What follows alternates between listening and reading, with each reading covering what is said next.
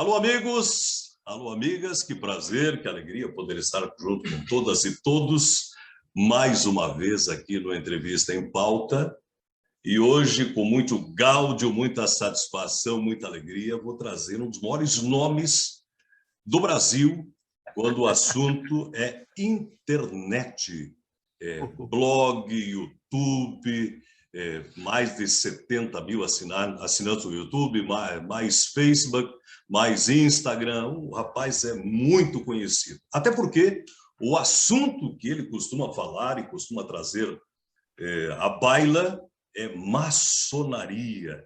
Exatamente, ele tem um blog e também YouTube chamado Fatos Maçônicos. E o seu bordão inicial é o seguinte, Fala, peregrino! Então, Luiz Miller, seja muito bem-vindo ao nosso Entrevista em Pauta. E fala, peregrino, como está? Tudo bem? Primeiramente, me conte, ao que você acredita o sucesso, especialmente na internet, nas mídias sociais, do Fatos Maçônicos? Boa tarde. Boa tarde, tudo bem, meu irmão? Tudo tranquilo? O sucesso? Trabalho. Não tem outro mistério. Não sei o que essa questão de sucesso para mim é um pouco relativa, né, cara? É bem visto, né? Tem uma visualização razoável, né? É um assunto um pouco peculiar que traz grande dúvida aí no público em geral e também para os irmãos, né? De fato é um assunto assim que até pouco espinhoso, vamos dizer, né, por vários e vários aspectos aí nessas nuvens que aparecem aí com relação a teorias da conspiração, essa coisa toda, né, e sempre chamou muito atenção, né, cara, e eu já estou aí muitos anos aí na maçonaria, e sempre trabalhei com internet, na verdade, sempre fui envolvido desde o começo da internet lá nos anos 90.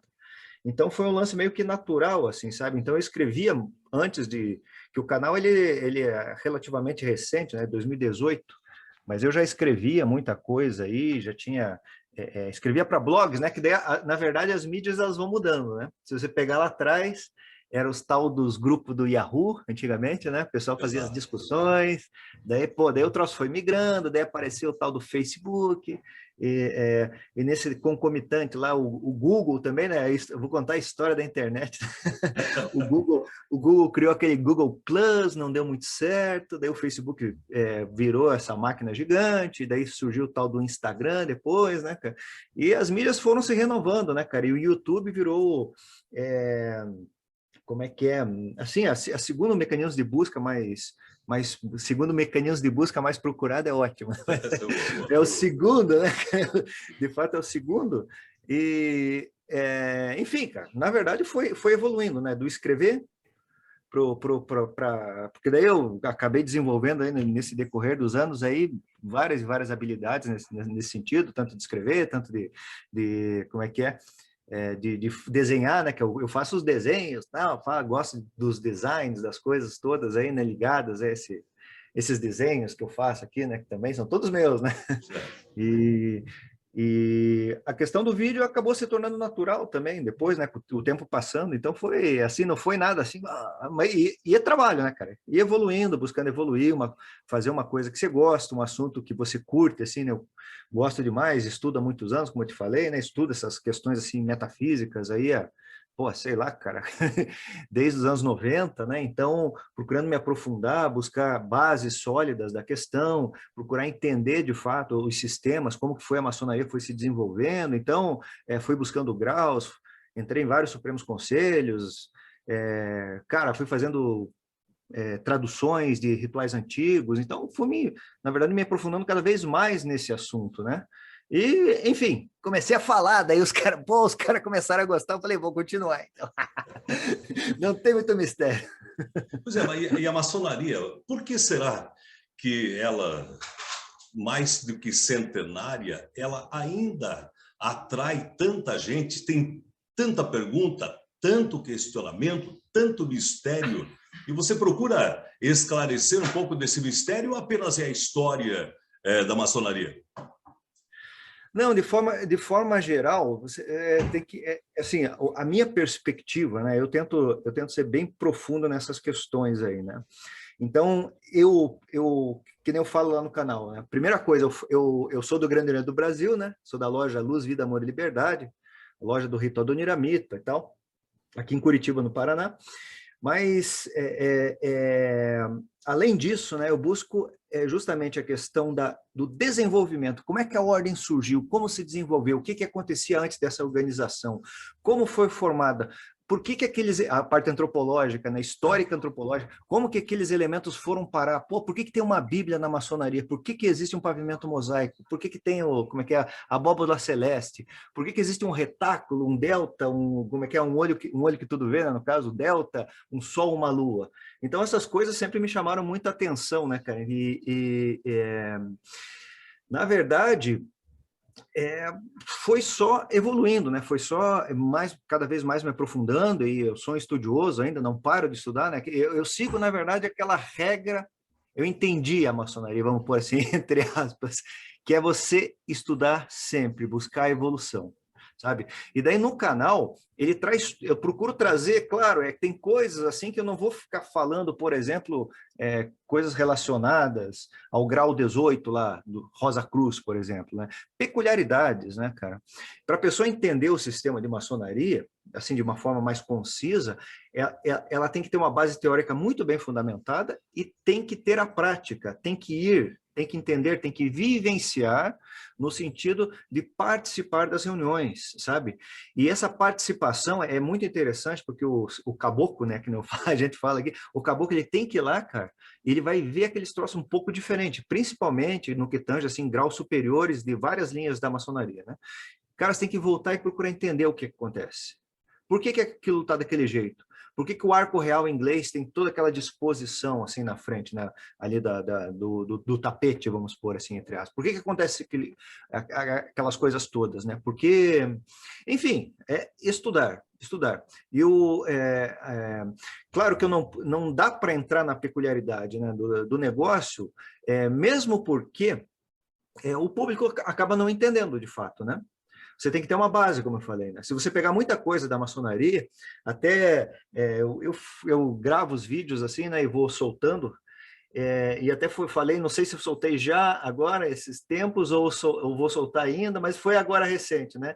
Falei, porra, por que o cara sai da maçonaria, né? O cara é iniciado na maçonaria, dele chega um lugar esquisito, né? Imagine você, o cara entrando pela primeira vez no templo do rito escocês antigo e aceito. Porra, ele olha aquele troço, né? Preto e branco no piso, parede vermelha se for do GOP, né? Do Grande Oriente do Paraná, parede azul se for da Grande Loja ou do GOB. Daí, pô, ele olha aquele negócio, aquele pessoal todo paramentado, né? Todo mundo de terno preto, um troço esquisito pra caramba. Daí, opa, isso aqui troço não é para mim, né? O simbolismo ele traz essa carga, né? Esse traz essa carga que é preciso aprofundar-se para entender esse alfabeto, né? Então eu vou mais ou menos assim dando umas pitadas, né? E também já falei dos grandes segredos, né? Os grandes segredos da maçonaria, eles se condensam no contexto iniciático, na herança, né? na áurea catena, né? Nessa linha de transmissão que a gente traz, né? Que é uma coisa que também, você veja, falar de maçonaria aqui no Brasil, eu ia falar um palavrão, né? Mas eu vou falar, é foda, cara. Porque existe uma puta de uma incompreensão. Se você pega, né? Aqui no Brasil nós temos a cultura geral do povo, infelizmente, é muito baixa, né? As pessoas não procuram, assim, transpassar esses véus linguísticos, por exemplo, né?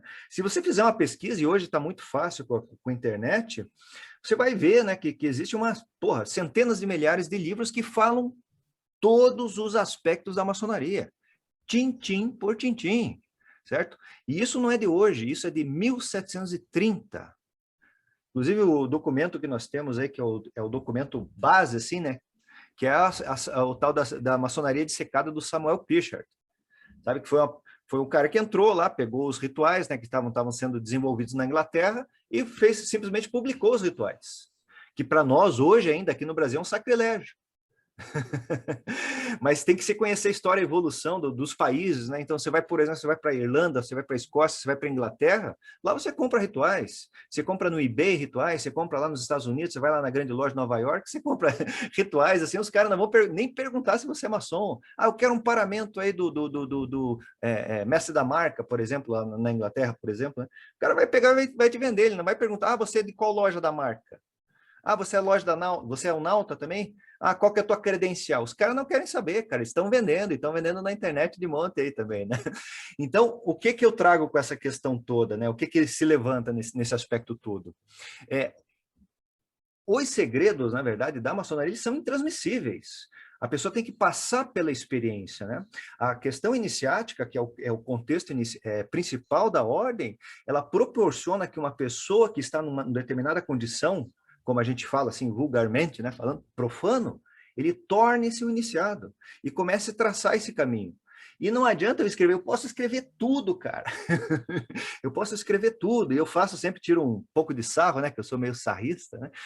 Pô, cara, você pode pegar o cara me pergunta, assim, ó, é a mesma coisa, pergunta para um padre, por exemplo, né, porque dentro das linhas religiosas também existe o aspecto sacerdotal, que é iniciático, né? Pergunta para um padre, por exemplo, como é que foi como é que é a iniciação dele ao grau de padre, vamos pôr assim, né? Quando ele assumiu a ser padre. O padre vai falar o seguinte para você, ele vai falar, pô, foi muito bacana, foi legal, me senti bem e tal, não sei o quê, né? Pô, veio umas imagens, eu estava sentindo uma paz, né? Daí você começa a remontar os aspectos ligados a esse tipo de, como é que é, de relato, né? O que que você tira disso daí, de uma forma lógica?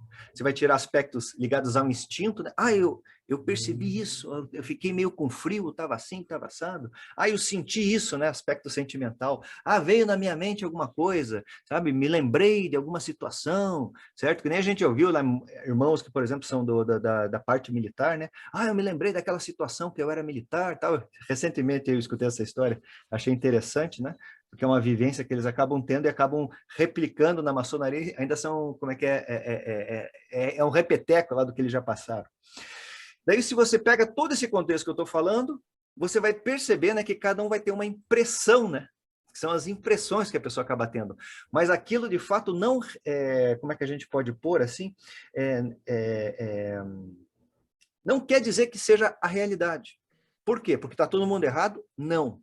Cada um vai ter sua impressão. Mas, de fato, quando uma iniciação é bem feita e existem uma série de critérios para que isso se realize, certo? A condição daquela pessoa muda. Como eu falo, ela recebe uma chave, ela abre a porta, ela tem que passar. Ali começa o caminhar do maçom, né? E daí envolve uma série de coisas. O estudo lá do manualzinho, né, que a gente chama ritual, os aspectos relacionados, uma série de simbolismos, né, que as pessoas não têm muito costume, na verdade. Acesso tem, sempre teve.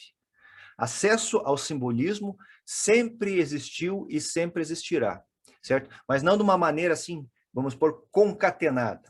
Daí que eu acho que o sistema de maçonaria, porque eu conheço bastante sistema por aí, sabe? Cara, eu acho que o sistema de maçonaria é muito interessante, porque ele dá uma base sólida desde o começo. Então você vê, desde o comecinho, ele vai criando aqueles espécies de tijolinhos para aumentar cada vez o nível da pessoa. Se você pegar, por exemplo, né, isso é pragmático, essa questão, né, é empírico, né, empírico, isso é experiência, né? Você pega outros sistemas de ler, sabe? Existe uma série de sistemas aí, neo-esoteristas, pseudo-esoteristas por aí, e você pega para ler o sistema. Muitas vezes, eu acho interessante se a gente observar um gráfico cartesiano, assim, né? A maçonaria, no meu ponto de vista, ela é muito sólida. Ela tem um caminho muito bem traçado, muito bem definido, certo? No contexto invisível, vamos pôr assim. E você pega alguns outros sistemas, por exemplo, né? Desculpa que eu falo bastante, né? Mas é por isso que eu te chamei para ser entrevistado. Eu quero te ouvir. Você pega outros sistemas, você vai ver que no gráfico, assim, o gráfico não é muito linear, porque ele traz aspectos assim que às vezes vão muito para cima, muito para baixo, sabe? Às vezes são práticas que necessitam ter uma preparação muito avançada, né? Muito questões ligadas ao Oriente, né? Então, pô, manda o cara lá no começo do sistema, por exemplo, a fazer um asana. Asana é aquelas posições, né, orientais lá, né? Pô, então o cara tem que ficar 1 hora no asana. Pô, o cara não está preparado. Isso é só um pequeno exemplo, assim, o mais chulo, sabe? E tem outras coisas que necessitam de preparação, né? E assim, no meu ponto de vista, tendo uma observação macro do sistema maçonaria, eu acho ele muito bem solidificado, né? Ele foi solidificando aí de uma forma muito rápida, inclusive, muito rápida, né? Se você pegar, é um período o que a gente vive replicando até hoje, é um período que a maçonaria passou lá de 1700 mais ou menos 1730, né, quando passou, se solidificou lá naquele período na Inglaterra, em Londres principalmente, né, e passou lá para a França, e lá ganhou um boom muito grande, né, uma série de influências ali, mas ali se solidificou, e a gente vive, nós, maçons, ainda bebemos dessa fonte fundamental do século XVIII, certo? Então é muito... Cara, eu sou apaixonado porque é muito interessante. É muito interessante. E a história, a antropologia, de como nasceu a ordem, como que ela andou, como que ela conseguiu chegar até os dias de hoje, que problemas ela enfrentou e que problemas pode enfrentar no dia de hoje, Luiz? Então, isso é uma questão interessante, né?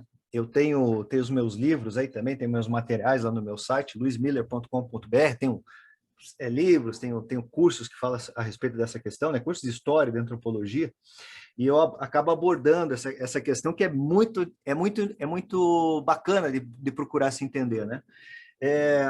Se você observar, a nossa sociedade humana era muito diferente antigamente, né? Então, nós não tínhamos todas essas facilidades que nós temos hoje, de livros, por exemplo. Imagine, era difícil ter livro, cara, sabe? A partir de 1400 e pouco, lá com Gutenberg, que os caras começaram a fazer a Bíblia. Antes disso, certo? Era um troço extremamente difícil. Mas sempre, se você começar a retroagir na história, você vai ver que existiam grupinhos de pessoas interessadas em determinados assuntos. Então tinha os clubes de poesia, tinha os clubes de filosofia, tinha um clube de ciência, como a Royal Society, por exemplo, lá na Inglaterra, que talvez seja um dos mais emblemáticos daquele período ali do século, agora recente, aí, do início da maçonaria, né, do século XVII, século XVIII, né, é uma instituição importantíssima, né, e como existia esse modelo, existia uma série de outros modelos, como música, por exemplo, né. Então tinha lá inclusive o grau de mestre que surgiu lá na maçonaria em 1725, veio lá do Philo Societies and Arquitetura e Música, né? Ou seja, traduzindo assim, literal, né? Não lembro direito o nome do troço, né? Mas é Sociedade de Arquitetura e Música de Apolo. Era Philo Society Apollo, eu não lembro lá o nome corretinho, né? Que eles institucionalizaram uma progressão de graus, né? E lá tinha o grau de mestre como grau, né? Como grau, na verdade, de entendimento. Isso foi agregado na maçonaria naquela ocasião, em 1725 virou um grau, né? Porque antes não existia.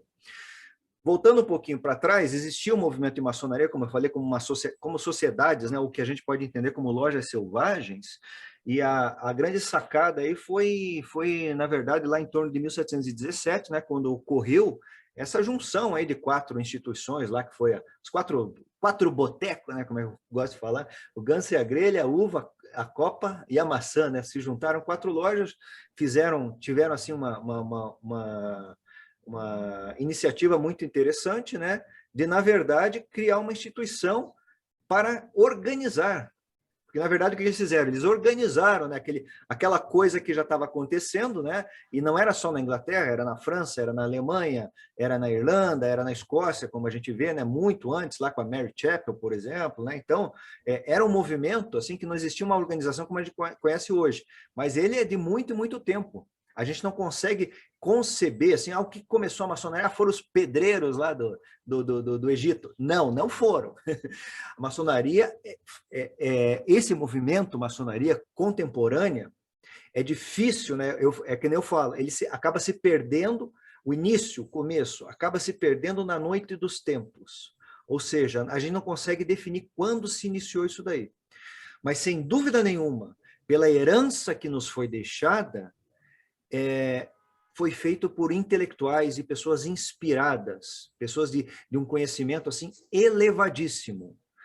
Quem duvida do que eu falo, é só se aprofundar, na verdade, na questão simbólica que envolve a maçonaria, certo?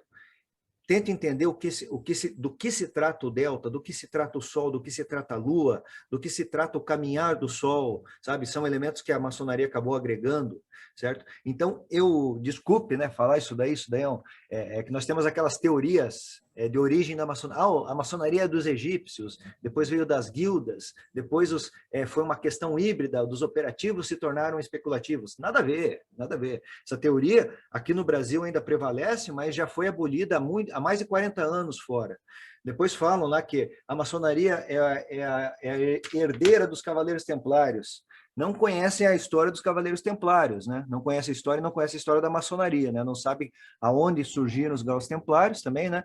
Então, é uma coisa que não se sustenta. Surgiu a partir aí essas questões templárias, elas acabaram sendo agregadas na maçonaria a partir de 1736, lá com o Chevalier Ramsay, né, na França, e a partir daí surgiram os Graus Templários, posteriormente surgiram os Rosacruzes, né, que é outra teoria, que os maçons são os Rosacruzes, lá do Fama Fraternitatis de 1640, 1614, 1615, Confessio Fraternitatis, eram os como é que é, os superiores invisíveis, coisas que estavam relatadas, né, nesses manifestos aí alemães, né? Mas não é bem assim, né? Não é bem assim. Só que é difícil a gente colocar, né? O que a gente consegue colocar e o que eu falo e trago para as pessoas é justamente tratar da maçonaria, que eu falo assim, né? Eu uso o termo maçonaria contemporânea. Contemporânea. Então eu vejo assim como um movimento, cara, muito fantástico, cara, de um agregar de símbolos reais, de um alfabeto quase que incógnito para a grande maioria das pessoas, e ali traz a tradução. E os ingleses tiveram uma sacada, como eu falei assim, brilhante de organizar isso daí. Daí, não é coisa de inglês, né? Que ali, naquele negócio, foi muito engraçado no começo da maçonaria. Ela adora, cara, essa história. O começo da maçonaria é um sarro, né, cara? A gente tem dúvidas também, né? Tem um grande estudioso que é o Andrew Prescott, um escritor aí que escreve sobre maçonaria pra caramba. Não é maçom, escreve pra caramba. Nossa, tem uma série de livros que falam sobre maçonaria e ele não é maçom, é um estudioso. Existem muitas pessoas que não são da ordem, que se dedicam, né? Conseguem desenvolver esse olhar assim, de enxergar essas peculiaridades que esse sistema traz, né? E procuram se aprofundar. Então, ele traz a tese, né, que foi feita em 1721. Mas a gente acaba usando o 24 de julho de 1717, né? E ali, cara, foi muito engraçado, né? Porque essa primeira reunião, ao que nos consta, né, o que nós temos aí para analisar, foi uma eleição, né? Foi a eleição do grão-mestre, que foi o Anthony Sauer. Então, passou-se um ano lá, depois não se sabe muita coisa daquele começo, depois teve o George Payne, e depois entrou o cara fantástico, que é o Jean Théophile Desaguliers, cara. Cara, esse cara é demais, cara. Ele era da Royal Society, ele era um estudioso, um cara que manjava pra caramba, assim, de uma série de coisas, era um intelectual de verdade. E era um cara do marketing. Isso que é o bacana, né?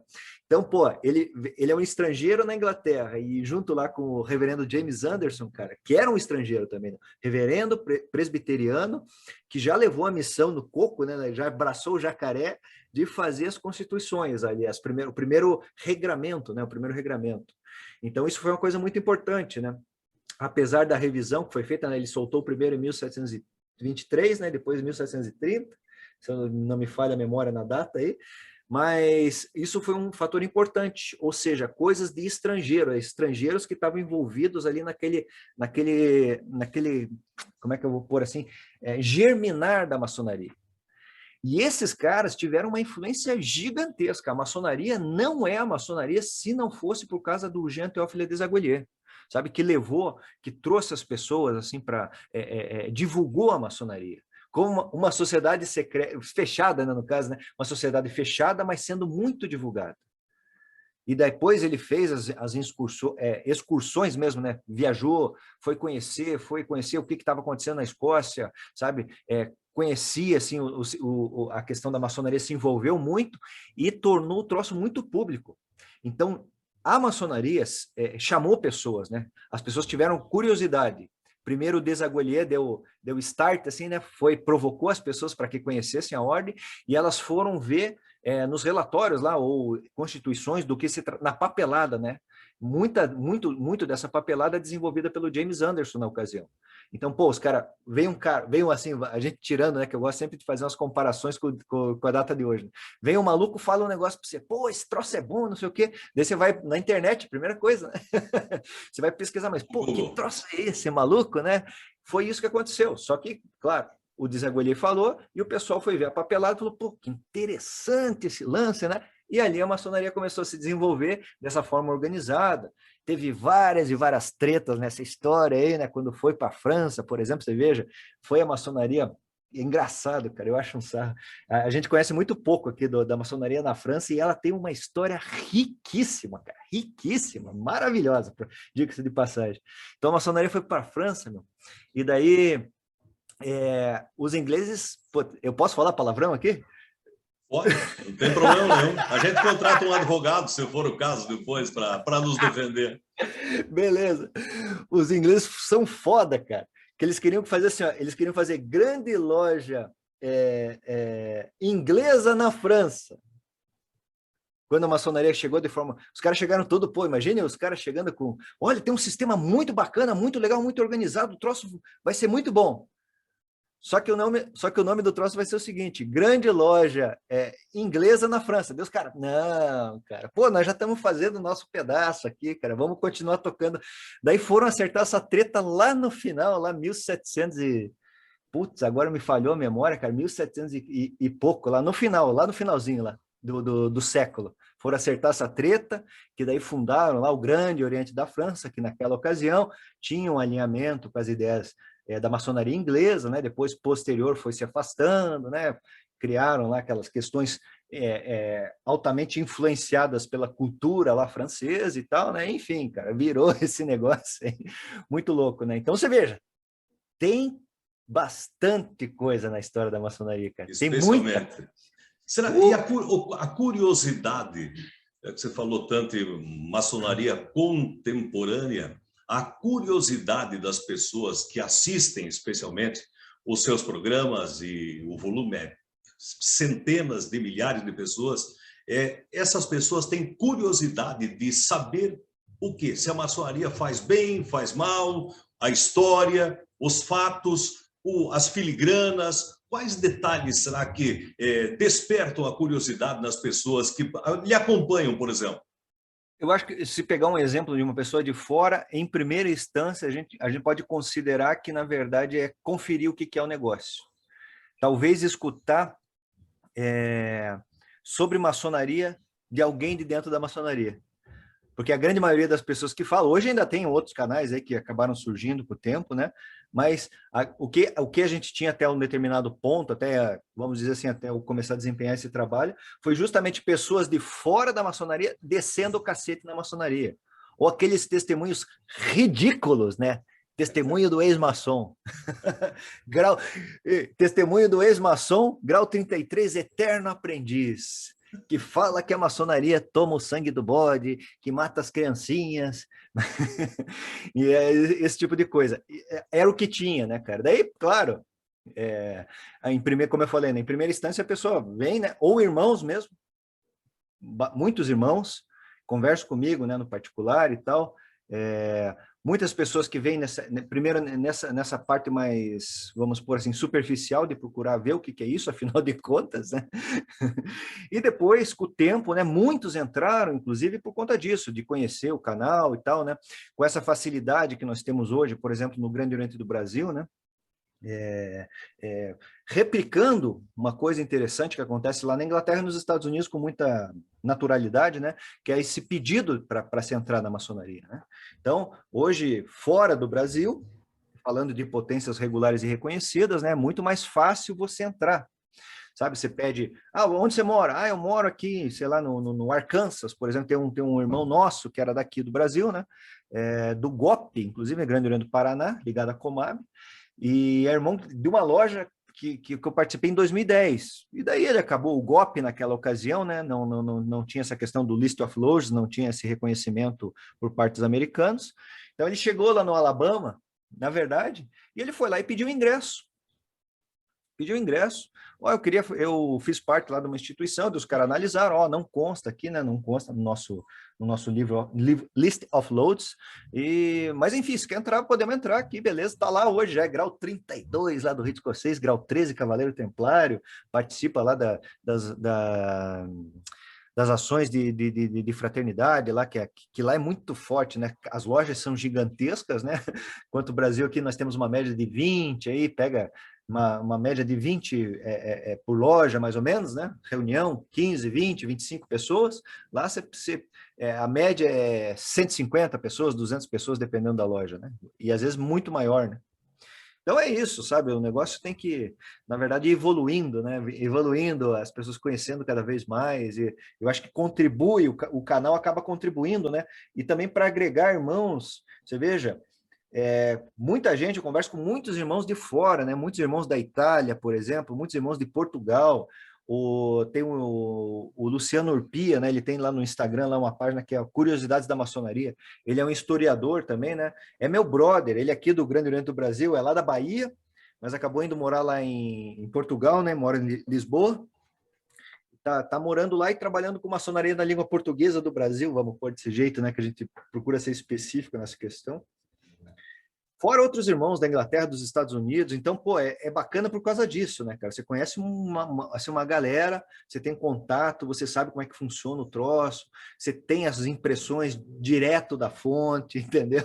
Então, é muito bacana. Então, hoje eu já posso dizer que tem um conhecimento um pouco mais profundo, né, apesar da distância, hein? Mas como que essas relações da maçonaria com a sociedade nesses países, e cada um tem a sua peculiaridade. É bem interessante, sabe? A internet, as mídias sociais, elas propiciam muita coisa legal, muita coisa importante, muita coisa necessária para as pessoas em geral. Por outro lado, de outra banda, ainda existem os falsários, os estelionatários, aqueles que a usam para enganar alguém. E eu vi há poucos dias, inclusive, você estava indignado lá no teu Facebook, usaram o teu nome. Tem muito dessa gente usando o nome da ordem, usando o nome de outras pessoas, usando o nome da maçonaria, até para enganar, pedir dinheiro, etc. Existe isso? Tem de tudo. Eu sempre falo para a galera, fique ligeiro. Então, eu acabei cunhando aí alguns termos que acabaram ficando emblemáticos, né? Como eu falo, maçonaria tradicional. O que eu considero, né? São as linhas do tronco tradicional da maçonaria com reconhecimento regularidade aqui no Brasil, né? Grande Oriente do Brasil, grandes lojas ligadas à CMSB e à Comab, certo? Então, essa que é a maçonaria tradicional que eu falo. Daí a gente entra num campo assim que é um campo muito louco, cara, porque você tem os maçons Illuminatis nigerianos, né? Americanos que se dizem americanos que são nigerianos, que ficam pedindo dinheiro para a galera para vender a alma para o Lúcifer, vender a alma para o Lúcifer, me paga 1.500 conto, e eu acho um sarro, cara. Puta, às vezes é triste que eu já vi. Já vi caboclo perder dinheiro nesse troço. Porra, paguei 5 conto lá pro cara. Eu falei, pois é, cara. Se tivesse acompanhado o canal, era de graça, né? Você não teria... Tanto é que eu tenho uma playlist lá que fala dos Illuminati, né? Eu fiz até um livro aqui, ó. Eu tenho um livro que chama Invasão Illuminati, a sutil arte de uma sociedade secreta, que justamente conta essa história do Adam Weishaupt, né, que é o fundador aí dessa picaretagem desde o começo, né? Para fazer a propaganda também tem o meu aqui, ó, best-seller aqui, ó. Ensaios Essenciais da Maçonaria do Oniramito, o livro mais vendido no Brasil em 2019 sobre aspectos de maçonaria e esoterismo. E tem esse outro aqui para quem quiser, Cavaleiros Templários de AZ. Ninguém conhece essas histórias aqui. Mas, voltando à vaca fria, então você tem... É um mundo muito louco esse daí, porque tem os caras da Nigéria, lá da África, que ficam no WhatsApp, tentando angariar, pegam foto minha, que né, deve ser esse caso aí que aconteceu, já não é a primeira vez que acontece esse tipo de coisa, eu acho uma puta sacanagem, né?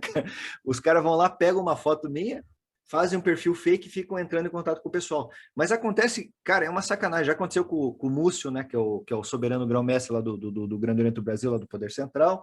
Já aconteceu com o irmão Múcio. Inclusive, hoje, um cara me passou no Instagram uma conta, quando eu, Anthony não sei o quê, a foto do irmão Múcio. Eu falei, porra, cara, de novo, velho. Os caras são os picaretas.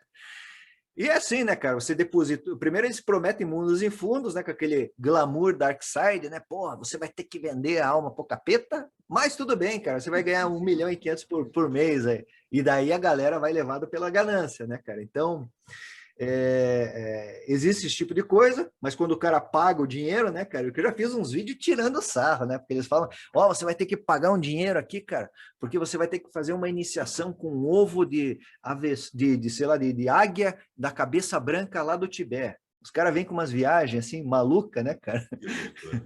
E daí a galera paga. Só que quando paga, os caras somem, né, cara? Daí ninguém fica rico. Cadê o dinheiro, porra? Daí acabou a grana, né?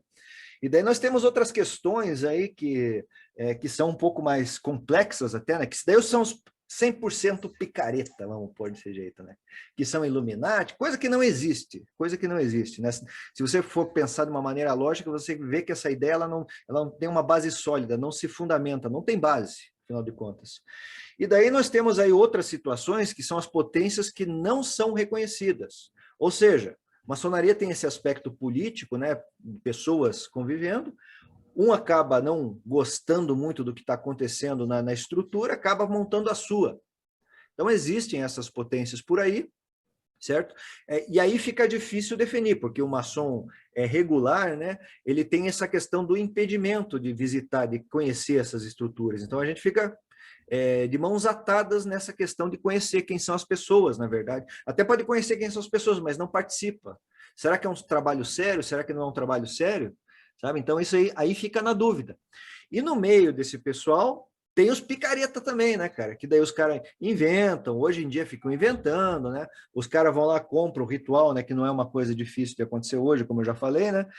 Os caras compram o ritual, montam lá a sua maçonaria de fundo de quintal, às vezes fazem um site bonito, né? Os caras são web designers aí da internet, né? Fazem um site que é top pra caramba, cara. Várias informações, até eu peguei esses dias aí que eu vivo recebendo esses troços o dia inteiro, né, cara?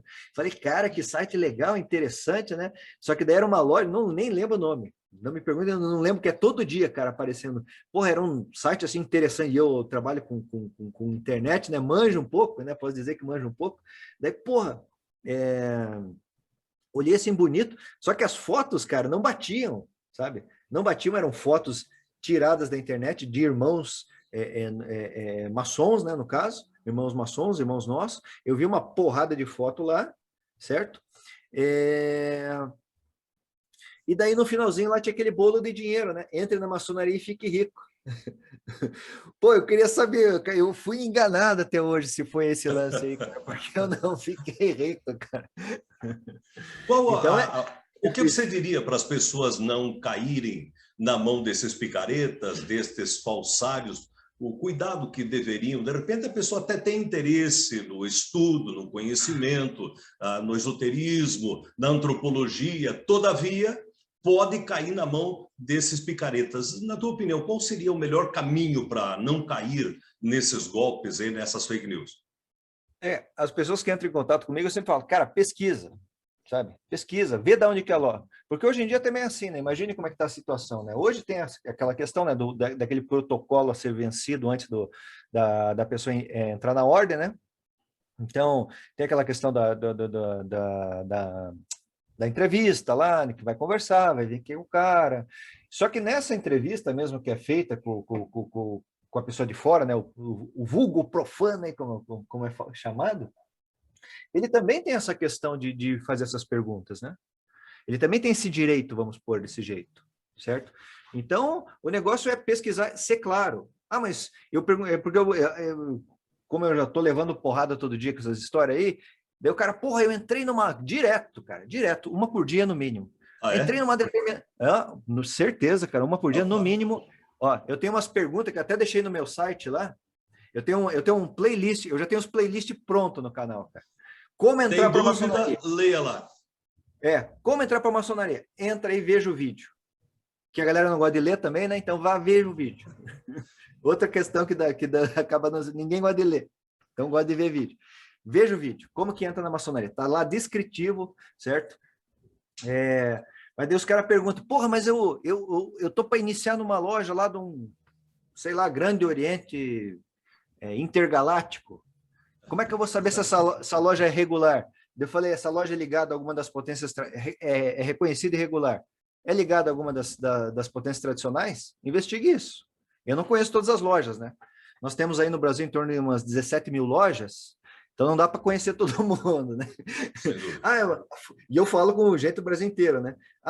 Investiga se é do Grande Oriente do Brasil, se é da grande loja aí do teu estado ligada a CMSB ou da Comab. Daí você está mais tranquilo. Mas não é. Daí fica a teu critério, cara. Eu não conheço os caras, bicho. Entendeu? Não sei quem são, qual que é o trabalho, qual que é o objetivo. Porque às vezes existem, né? A gente tem que ser claro nessa questão. Eu não conheço, mas pode ser que existam pessoas sérias, né? Fora desse circuito da maçonaria regular e reconhecida, certo? Pode ser que exista. Não dá para jogar todo mundo numa vala comum. Tem os picareta, grande maioria é picareta. Mas pode ser pessoas que desenvolvem um trabalho sério, que você falou, pessoas que às vezes de uma forma ou de outra acabaram ficando descontentes, né? E que não é uma coisa incomum, se você pegar a história da maçonaria, ficaram um pouco descontentes com algumas questões, principalmente políticas, dessas lances de eleição, né? Que são assim, os fatores mais preponderantes para surgimento de outras potências, né? Mas essa nova potência pode vir a desempenhar, apesar de não ter o reconhecimento, né? Pode ser regular, né? Regularidade no que tange a questão da transmissão, né? Se ela saiu de uma potência tradicional, se veio de uma raiz, né, traz a cadeia de transmissão, sabe? Os veneráveis mestres, eles trazem consigo essa cadeia de transmissão. Então, pode ser regular. No entanto, não é reconhecida, né? Que aquele problema, regularidade e reconhecimento. Pode ser regular? Pode, mas não é reconhecida, certo? Então, é um problema, assim, muito complexo esse daí, né? E para a pessoa que não tem noção, né, pensa que maçonaria é uma coisa só, né? Então, dá para a gente falar que maçonaria, assim, guardada as devidas proporções, entendendo que não é uma corrente religiosa, é como você pegar o cristianismo, né? Você vai analisar lá, o cristianismo. Pô, tem duas correntes principais, catolicismo, protestantismo. Catolicismo tem mais de 200 correntes no mundo, correntes católicas, né? Correntes católicas pelo mundo existem mais de 200 correntes, certo? Algumas criadas, no caso seriam que não obedeceram essa transmissão episcopal, né, passada pelo bispo, certo? Daí existem linhas sim, obviamente, mas tem outras que, de uma forma ou de outra, não concordaram. A gente vê isso daí na história da Igreja Católica, né? Como lá a questão lá dos patriarcados no ano 1000, né? A decisão da Igreja Ortodoxa. Daí você vê outra situação, assim, só para pontuar a questão da bula da infalibilidade papal de 1875, que surgiu uma série de outras correntes. Depois você vê o Conselho Vaticano II, aí, em 1963, já surgiram outras correntes, e isso aí totalizou em torno de umas 200 linhas. Daí você pega, só falando de catolicismo, né? Você pega protestantismo, cara, daí é o mundo, né? Batistas, presbiterianos, daí você pega os pentecostais, aí os quadrangulares. Então, tudo é cristianismo, né? Alguns não se conversam ali, né? Tem umas tretas entre eles, né? Uns acreditam numa coisa, levam a coisa de um jeito, outros levam a coisa... Então, sabe, a maçonaria, nesse aspecto estrutural, é igual. Você vê, tem uma linha legítima que, assim, considerada, né, que todo mundo considera, na verdade. O que legitima isso? Todo mundo. A grande maioria. A linha inglesa, maçonaria que vem da Inglaterra. Hoje em dia, aqui no Brasil também aceita muito linha americana. Então, essas duas linhas vão se cruzando, né? Certo? E a gente percebe essa questão do reconhecimento, né? Mas daí você pega as potências que são selvagens, né? Soltas aí por aí, né? Surgem do nada, né? Surgindo do nada. E daí isso é uma problemática, né? Que se você pega, por exemplo, uma das premissas, né? Na maçonaria tem alguns lances aí, né? Que são os 8 pontos de regularidade, certo? Que é uma coisa principal nessa questão do reconhecimento e regularidade, né? E os 8 pontos de regularidade, certo? Que a maçonaria ela não surge do nada, né? Ela não vem do nada, mas algumas aparecem, né? Se você pegar na história do começo, você vai lá, que nem eu falei no começo do nosso bate-papo aí, eram 4 tavernas, né? Os botecos lá que os caras se reuniam. Ganso e a grelha, a uva, a copa e a maçã. 4 se juntaram para formar uma potência, sabe? Uma instituição que poderia vir a ser uma coisa muito grande, acabou vindo, né? Potência é interessante ficar pensando nesse nome, né? Poderia vir a ser, né? Sem dúvida. No contexto filosófico da questão. Claro. Então, mas tem maçonarias que surgem aí do nada. O cara brigou lá e de repente o cara era um aprendiz maçom e de repente ele é grão-mestre da potência que ele criou. Exato. Existe, velho. Agora, eu observo que você é um estudioso, aí não só da maçonaria, eu vejo pela digressão, pela maneira de conhecimento que você tem. Qual a tua formação nessa área? Gosta de história? Gosta de pesquisa? Como é? Essa área, assim, ó, na verdade, minha formação acadêmica é administração, né? Sou administrador, mas trabalho com TI. Mas eu gosto muito. Na verdade, eu tenho alguns cursos livres, né? Eu estudei aí para seminário, essas coisas, para ser padre, né? Mas a minha mulher não gostou, cara, porque eu sou casado, né? Eu não queria ser mulher do padre. Tive esse problema, né? Mas cursos de filosofia, cursos de teologia, sabe? Sou professor, né? Eu tenho uma instituição também, que é uma escola, chama Escola da Tradição, né? Então, a gente acaba estudando esse tipo de coisa. Eu sou professor de religiões antigas lá, né? Então, gosto muito desse desenvolvimento da religiosidade nos povos, né? Desde a Suméria, a Mesopotâmia, a Fenícia, os proto-romanos, os romanos. Então, eu manjo bastante dessas paradas aí. Egípcios, gregos e troianos também. Então, eu gosto bastante, eu gosto de acompanhar o desenvolvimento assim, disso daí. Então, é um assunto que, metafísica, são coisas que minha vida é muito voltada isso daí, né? A esse tipo de investigação, a esses assuntos, a entender, na verdade, a natureza, né? A nossa natureza como ser, como funciona, né? Nossa natureza e a natureza do universo. Então, eu sou muito chegado aí nessas ideias, sabe? E não paro, né?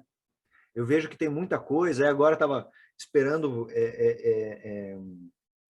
a gente tinha combinado horário e tal, estava esperando, estava vendo aqui como se desenvolveu uma questão da galáxia lá que eu não sabia, cara. Porra, a galáxia ela é um troço louco, né? Ela fica girando, mas ela tem 2 nuvens assim que são eixos. Você sabia dessa história? Não, nem cara, Pois é, cara, eu estava vendo um documentário no Discovery aqui, né, cara? E quando eu bebo bastante vinho, eu fico meio no mundo da Lua, mas essas galáxias eu não conhecia, não.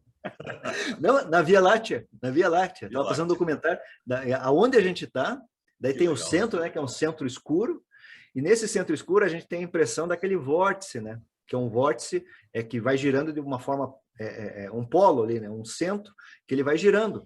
Só que ele emite uns gases, cara, que os caras estavam falando, eu achei um barato, cara, nunca tinha percebido isso daí, né?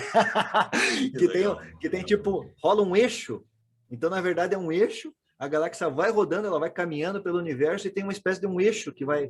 Então, cara, é um troço doido, cara. E quando que sobra um tempinho para pegar um violãozinho, um contrabaixo? Direto, cara. Eu fico fazendo aqui minhas coisas aí também, fico montando música e tal. É outra coisa que eu gosto lá, desde criança, né? Comecei a tocar trombone lá no colégio da Polícia Militar. Depois fui estudar na Belas Artes, cara. Daí eu sempre lidei com música, assim. Hoje faço umas trilhas, pequenas trilhas, assim, lá para os vídeos do canal. Sou eu que faço aqueles sonzinhos de fundo, né? Então, trabalho com teclado aqui, tem umas guitarras, tem um contrabaixo ali atrás. Então, vou fazendo uma musiquinha. Eu gosto, sou um pesquisador, assim, com bastante ênfase, na verdade, na música, né? Gosto muito de jazz, gosto mais dessa pegada, assim, mais das antigas, né, cara? Por conta até da minha formação, assim, fui mais psilado, assim, mais do funk americano, sabe? Uma disco music, sabe?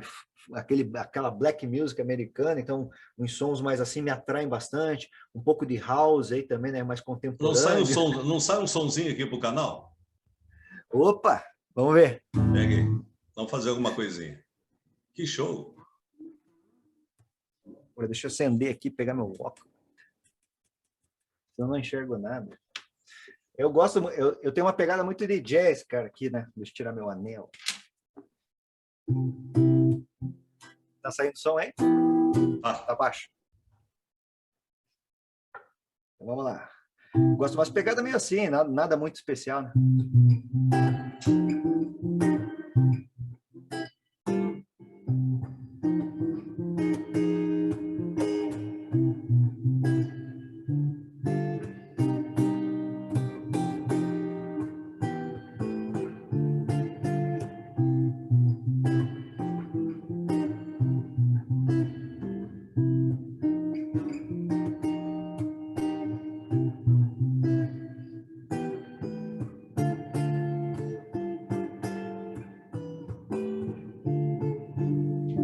E umas pegadas assim, cara, MPB.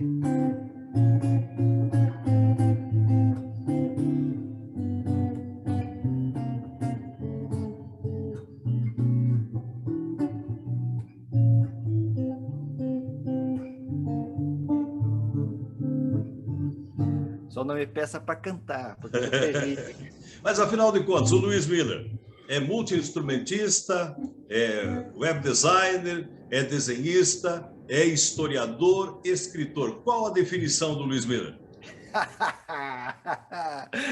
Peraí que eu vou chamar minha mulher ali que ela te conta, cara. Não sei, cara. Eu vou me metendo nas coisas aí, cara. Mas que legal, cara. Olha. Vou aproveitando o meu tempo, né? É muito importante. Eu acredito, pelo menos em tese, que este sucesso todo nas mídias sociais aí se deve ao conhecimento. Você acredita que, como eterno aprendiz, tem o conhecimento que você busca, sempre esteve atrás, está no caminho certo? Como que o Luiz analisaria o Luiz Miller? Ah, cara, aí a maçonaria é interessante, que ela te dá, é interessante, para mim é muito claro as coisas, né? Ela te dá isso daí, ela te fala, cara, você entrou, você não vai parar de estudar. Você vai investigar a natureza fora, né? E dentro de você. Você vai aprender todo dia, de forma teórica, de forma prática, muitas vezes, né? Muita de forma prática, mas você vai ter que se recolher e também vai ter que meditar sobre as coisas que acontecem no teu dia, todas as questões. O que que você acertou, o que que você errou, o que que você pode fazer para melhorar amanhã. Então, é isso, cara. É evolução, aprofundamento que traz consciência. Não tem outra pegada, certo? Aproveitando o nosso tempo aqui nesse campo material, por isso que eu gosto, o cara faz um monte de coisa, o cara é louco. Sou. Sou louco. Fico fazendo aqui, fico na minha, cara, não fico enchendo o saco de ninguém na medida do possível, entendeu? E vou fazendo as minhas coisas, gosto de me aprofundar em cada assunto assim que me chama a atenção, que tem um monte de coisa que eu não gosto, né? Daí eu não ligo, daí eu não ligo. Mas tem uma porrada de coisa que eu gosto de fazer, daí eu vou me aprofundar, né? Procuro não ser leviano, sabe? Não sei tudo. A jornada, ela é árdua, né? Na verdade, né? E você tem que, cada dia, colocando aquele tijolinho, né? Para montar a pirâmide do conhecimento. E muitas vezes você tem que descer para ver o que aconteceu ali embaixo naquele tijolinho, sobe de volta, vai consolidando aquela ideia, né? Vai consolidando, que nem eu falo, eu sou o cara que cria os jargões, né? O cidadão tem que ler, entender, compreender e fazer com que essa informação faça parte de sua natureza. Aí sim, aí você torna-se que a gente pode chamar assim, dependendo do estágio de conhecimento, né? Fazendo parte da natureza, você torna-se mestre do assunto. Somos Então, eternos peregrinos, já aproveitando um bordão sim, seu. Somos opa, todos nós. claro. Sim, temos que, na verdade, mesmo não tendo essa consciência, acabamos sendo, né, na verdade, porque fazemos parte de uma questão muito mais ampla que a gente não consegue nem definir, do campo espiritual, tendo experiências materiais aqui, sabe? Procurando, tendo na verdade, uma puta chance na melhor das interpretações de ter essa experiência material, sabe? Nossa natureza é diferente, é outra. Nós fazemos parte de um universo infinito. E um ser, em algum momento, teve essa benevolência, podemos falar, não sei se podemos usar esse termo, de nos materializar aqui, de termos a chance como seres de ter essa experiência, que de fato, né, é sofrimento? É. Viver é sofrer, como diziam os antigos, né? Viver é sofrer, mas também é uma experiência, certo? É uma experiência. Mas sem dúvida nenhuma retornaremos, né, à nossa unidade, retornaremos à unidade. E a questão aqui é aproveitar da melhor maneira possível, né? Não ser muito instintivo, não se entregar aos instintos, não se entregar aos sentimentos, não ser muito racional, não ser muito gelado, né? Não ser muito frio, né? No trato com as coisas de forma geral, né? E levando a vida desse jeito, sabe? Tocandinha a vida, que nem eu falo, tem que tocar a vida do tipo caseiro, cara. Resolveu casar? Beleza. Mais uma responsabilidade, que daí você vai ter que estudar, vai ter que trabalhar e vai ter que cuidar da mulher. Tem filho? Mais uma. E já vem a família junto, né? Vai cuidar da sogra, vai cuidar do sogro, se tiver, do pai, da mãe, se tiver vivo, do sobrinho, vai ter que dar atenção. Então, se você parar e pensar, a vida é um pouco complexa nesse sentido, né? Tem que ser muito organizado, né? Senão você deixa a desejar uma coisa ou outra. É isso, cara. É uma treta grande, na verdade. Luiz, olha, o bate-papo é tão gostoso que já faz 1 hora que estamos conversando aqui, em nome dos nossos produtores, do Luiz Fernando Brode, do Rodrigo Eduardo Giareta. Eu quero agradecer a tua gentileza, a disponibilidade do teu tempo para esse bate-papo também com a gente aqui, com quem nos dá a honra de nos assistir, de nos acompanhar também, desejar todo sucesso, saúde para você, para a sua família e, notadamente, para continuar lecionando tanta coisa boa aí nas mídias sociais. Gostaria de encerrar aí com uma mensagem tua, sinta-se à vontade, para falar um pouco da maçonaria, da ordem, da vida, enfim. Opa, eu que agradeço aí pela oportunidade de estar mais uma vez aí em outras mídias que não são as minhas, né? Tá podendo falar, ter a oportunidade, isso é legal, cara, ter a oportunidade de falar daquilo que você gosta, daquilo que você acredita com base, né? Não sou um lunático fanático, sabe? Eu sei eu sei do que eu estou falando. Então, levar essa mensagem do que é a maçonaria para que as pessoas entendam, e principalmente para que os irmãos entendam o que é maçonaria e a responsabilidade que traz esse negócio, certo? Na vida de cada um.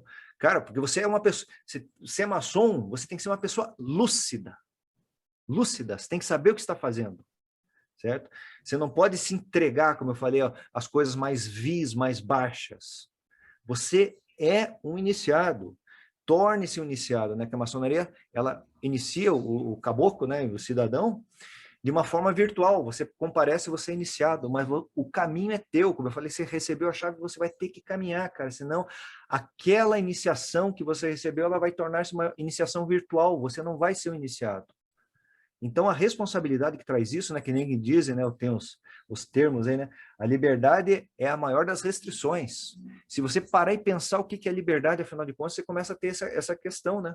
Você começa a observar isso daí na tua vida, as questões de responsabilidade com você mesmo como ser, certo? O controle que é necessário para você ter na tua vida, assim, e primeiro tentar se arrumar como ser, assim, no sentido de agir de uma forma correta, reto, nas questões morais, inclusive, que a maçonaria coloca assim com muita sabedoria, né?